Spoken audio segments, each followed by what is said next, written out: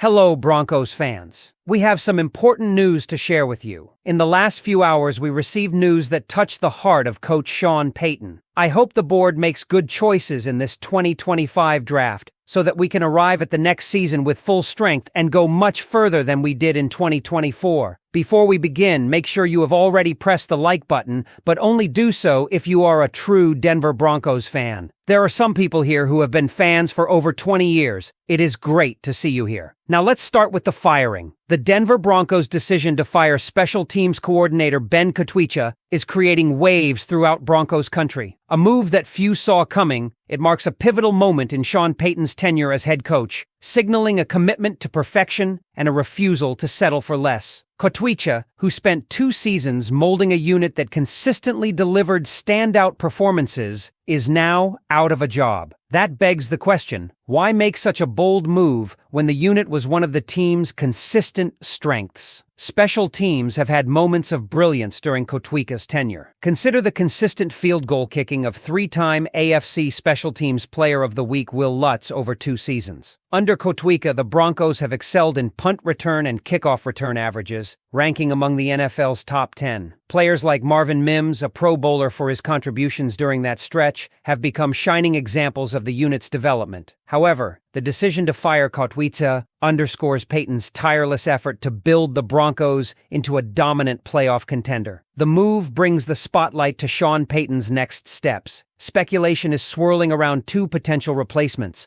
both with strong ties to Payton. First is Chris Banjo, a former player under Payton and a rising coaching star. Banjo's name has gained traction following his recent interview for the special teams coordinator role with the San Francisco 49ers. Payton's familiarity with Banjo as both a player and a coach could make this a logical fit. Could Banjo's connection with Payton signal a reunion? Or is there another angle here? Another name in contention is Darren Reese, a seasoned special teams coordinator who spent over a decade shaping elite units in New Orleans. Known for his leadership and ability to extract top-tier performances, Reese has overseen units that ranked in the top 10 in 12 of his 13 years with the Saints. Not only is he a proven tactician, but he's also a favorite among players, consistently receiving high marks in the annual NFLPA survey. Reese's track record makes him an appealing candidate for a Broncos team aiming to sustain and surpass its current special team success. The timing of Kotwica's dismissal is curious, especially given the broader circumstances. The unit had faced adversity, including a high-profile blocked field goal and a few key lapses in late-season games. These missteps, while rare, might have been enough for Payton to decide a change was necessary. The blocked kick against Buffalo and inconsistent punting performances during critical games may have amplified the scrutiny. Payton's desire to bring in one of his guys adds another layer to this narrative. Was this a strategic move to install a trusted figure in a high-impact role? Beyond Kotwica's departure, this shakeup hints at Payton's broader vision for the team. He isn't content with incremental progress. He's determined to build a perennial contender.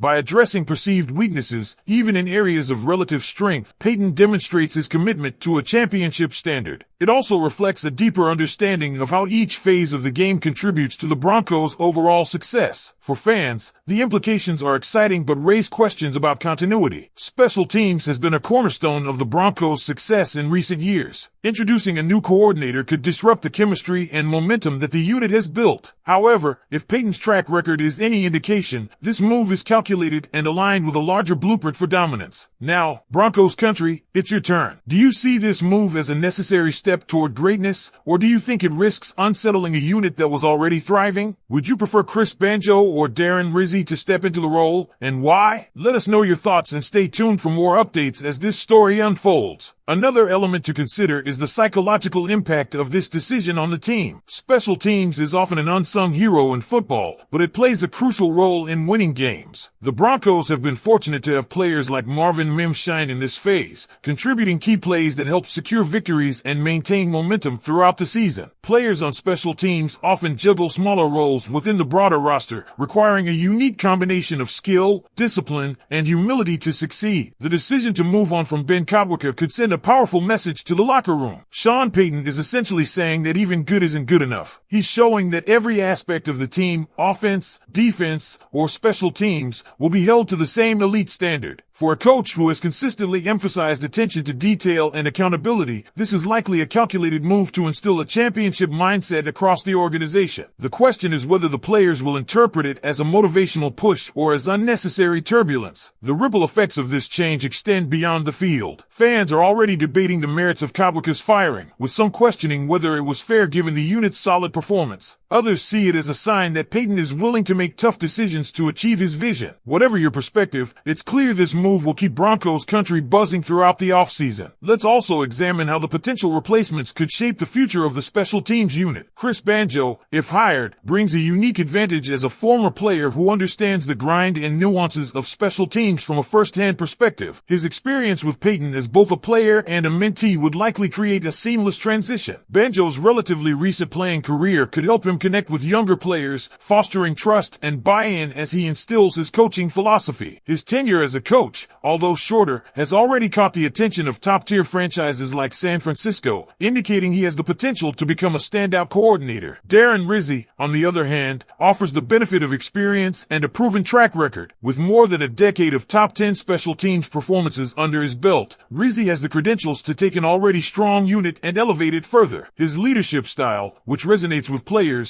could be an asset in maintaining morale and focus during the transition. If the Broncos are aiming for a balance of continuity and innovation, Rizzi might be the perfect candidate to keep the unit performing at an elite level while integrating fresh ideas. Adding to the intrigue is the timing of these changes. With free agency and the draft looming, special teams could play a pivotal role in the Broncos' roster-building strategy. If Payton and the front office target players who excel in this phase of the game, it could signal a renewed emphasis on using special teams as a strategic advantage. Conversely, if they prioritize other areas of need, it will be up to the new coordinator to maximize the talent already on the roster. One thing is certain, Sean Payton's willingness to make bold decisions is reshaping the Broncos. Whether you view the firing of Kotwica as a necessary step forward or a risky gamble, it underscores Payton's intent to leave no stone unturned in his pursuit of a championship. This move is about more than just special teams. It's about setting a tone for the entire organization. It's about building a team that doesn't just make the playoffs, but dominates once they're there. So, Broncos fans, what do you think? Does this decision fill you with confidence in Sean Payton's leadership, or does it make you question the direction of the team? Are you leaning toward Chris Banjo's player-first approach, or do you prefer Darren Rizzi's wealth of experience? Let us know your thoughts in the comments and keep the conversation going. The offseason is just getting started, and with Sean Payton at the helm, it's shaping up to be one for the ages. Stay tuned for more updates and insights as the Broncos continue to chart their course toward a brighter future. The broader implications of this decision go beyond just the special teams coordinator position. It paints a picture of how Sean Payton views the Denver Broncos as an organization and how he intends to build a culture of accountability, precision, and excellence. Moves like these are not made in isolation. They are calculated maneuvers that align with a larger vision. For Broncos fans, this could be a sign of a brighter future, one where the team doesn't just compete, but dominates. Let's not overlook the critical context here. Special teams has historically been a challenging aspect of football to master, often seen as the third phase of the game, but one that can make or break seasons. Many games in the NFL are decided by a single possession, and special teams can be the determining factor. At any moment, I'll be back with more updates. Let's go Broncos!